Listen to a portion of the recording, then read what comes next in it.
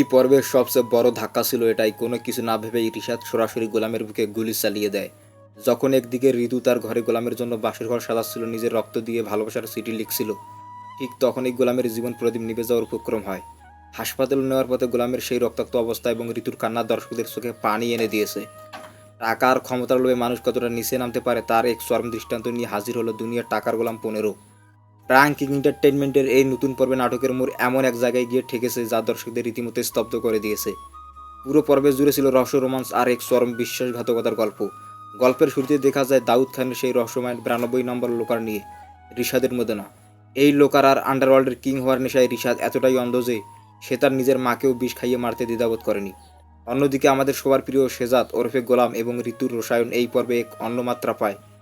ঋতুর সাথে ড্যাডিং বুকে ঋতুর নামের ট্যাটু আঁকা, সব মিলিয়ে গোলামের জীবনে যখন একটু সুখের ছয়া আসছিল, ঠিক তখনই রিশাদ তার চাল চাললো। 92 নম্বর লোকার লোভ দেখিয়ে গোলামকে ফাঁদে ফেলে রিশাদ সরল গোলাম রিশাদকে বিশ্বাস করে এক পুরনো হোটেলে নিয়ে যায়।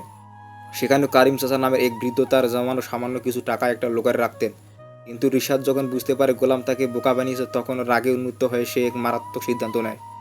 হ্যাঁ বন্ধুরা, এই পর্বের সবচেয়ে বড় ধাক্কা ছিল যা আমরা প্রথমেই জেনেছি, এটাই যে কোনো কিছুই না ভেবেই রিশাদ সরাসরি গোলামের বুকে গুলি চালিয়ে দেয়।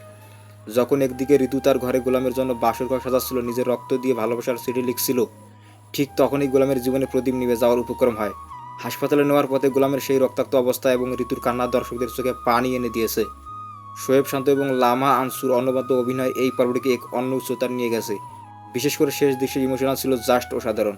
গোলাম কি শেষ পর্যন্ত বেঁচে ফিরবে, নাকি রিশাদের এই পাপের সাম্রাজ্য আরও বড় হবে, তা জানতে হলে আপনাকে দেখতে হবে দুনিয়ার টাকার গোলামের পরবর্তী পর্ব 16 নম্বর।